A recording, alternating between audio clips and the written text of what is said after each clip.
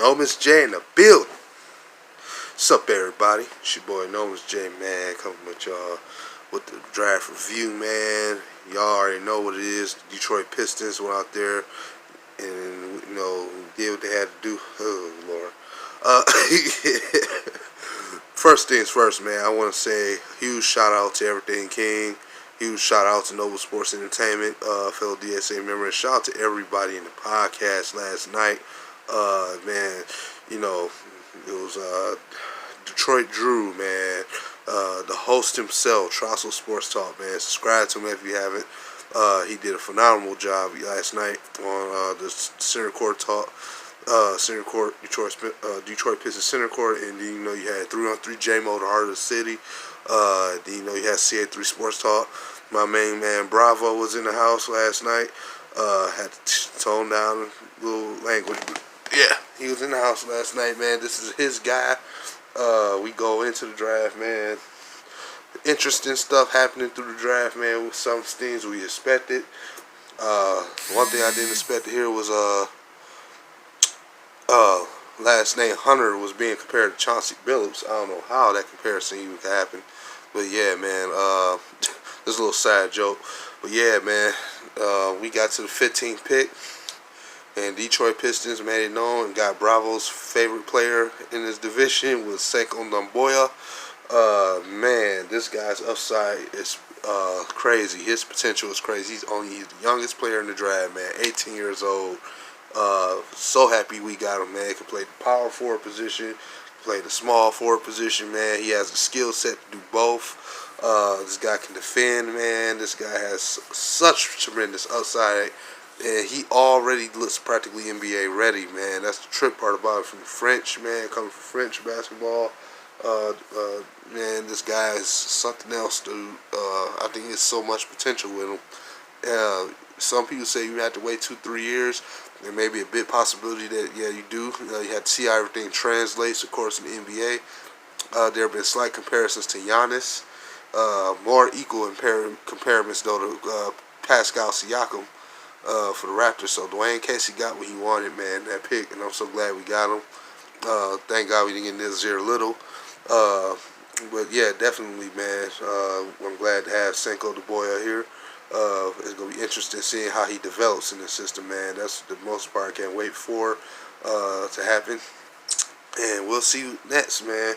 Then, look, man, we got to a certain point in the draft. We seen a lot of trades going on, and then, of course, we end up being a part of it. Pistons end up trading that 30th pick, man. Oh, my God. Had Kevin Porter right in our hands. Got Carson Edwards right in our hands, man. Casey Akapala, all these guys right in our hands. Pistons chose not to get none of these guys and chose to trade for 4 future second-round picks and get $5 million also from the Cleveland Cavs and the rights to Kevin Porter Jr. So here's the thing, man. That, as much as I hated that part, as much as I hated that they did that, I somewhat understand what they were thinking. You know what I'm saying? I kind of understand what they were trying to think, but at the same time, it's like, if you're going to say you're in win now mode and you're trying to build for the future, to me, just don't do that. Like, that just didn't feel right, but that's not even it.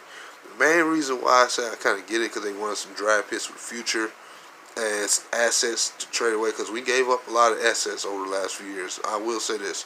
I feel like they kind of felt that this was going to hurt the fan base, to give them a benefit of the doubt, that see them pass up on these players to create these what-if scenarios that I just don't give a pass to. But, I mean, like, I don't know. I just don't know. I honestly. I just can't believe it, these guys actually did that. I don't know, I'm just pausing for a minute, I'm sorry, but man, it's just, oh man. But I will say this. They are trying to fix the mistakes of the past, man. Definitely, excuse the noise in the background, but they trying to fix the mistakes in the past. I just think they did it about it in an ugly way. We gave up a lot of draft picks over the past couple of years due to bad trades and this and that and the third. I can somewhat understand. Then they traded back, though, to the 37th pick. and took the most head-scratching player in the draft, man. They got Davida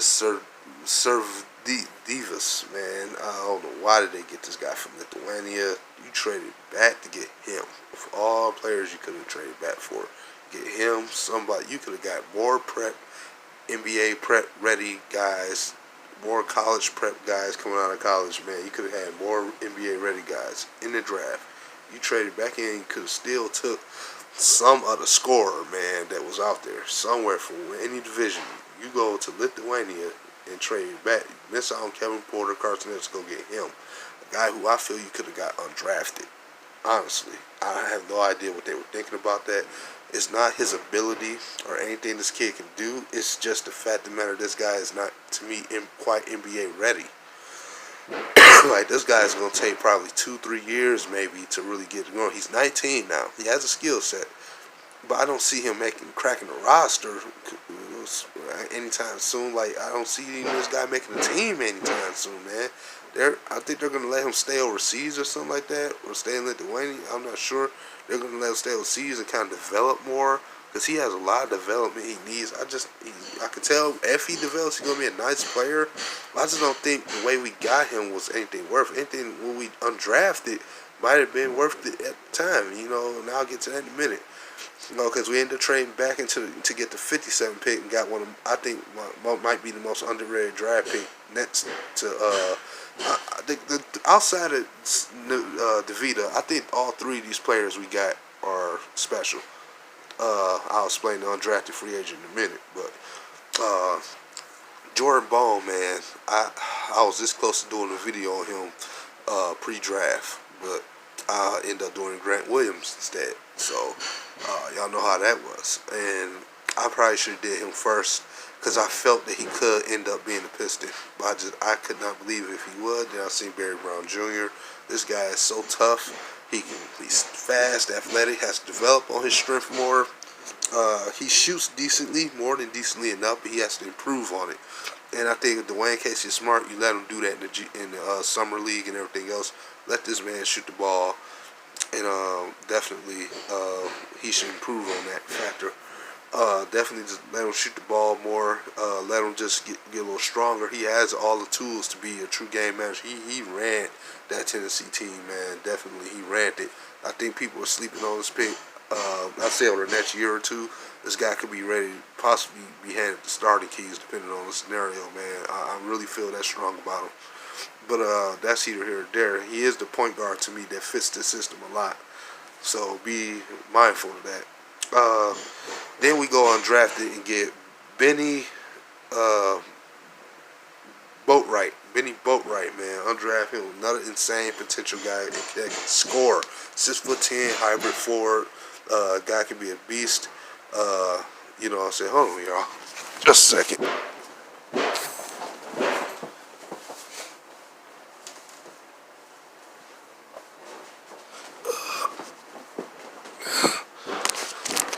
Yeah, I'm sorry, y'all. Excuse the noise in the background. I got some people working over here in the house. I'm trying to get this video out all morning.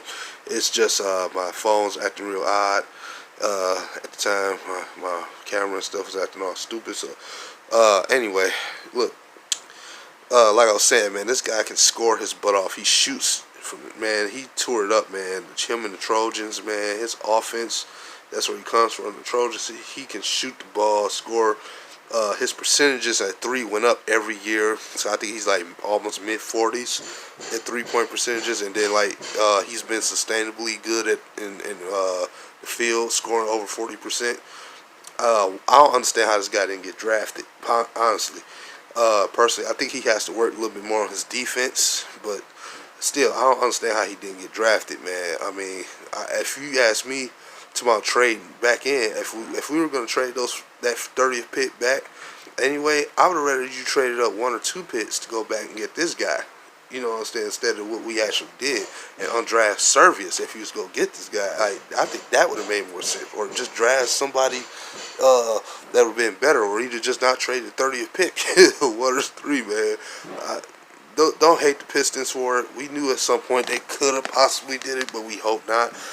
I guess it's only in due time to see how this roster is going to fall out and how Dwayne Casey going to develop it. I mean, this is another development year, so we got to hope that when this money frees up and stuff that they really made the right moves.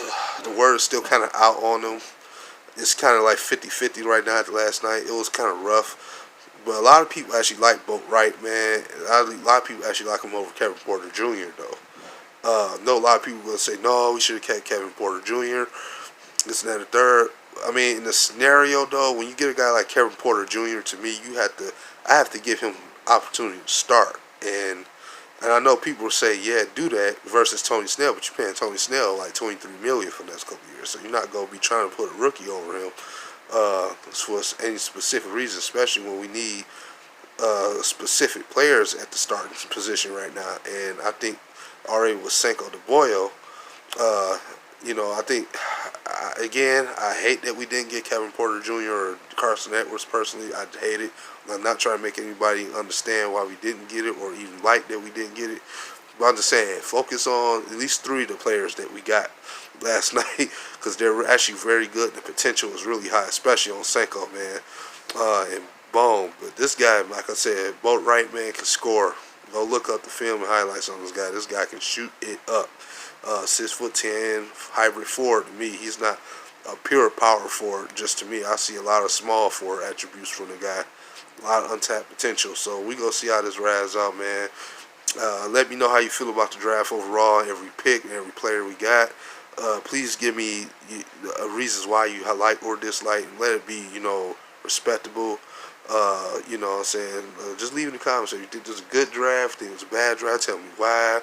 If you liked the show last night, let me know that, man. If you can, subscribe to everybody at the DSA. The links will be in the description. Definitely will be in the description. Shout out again to King and Nomis Sports for joining us last night. Man, this is your boy Nomis J, man. Follow me on Twitter. I don't have Instagram, so just follow me on Twitter.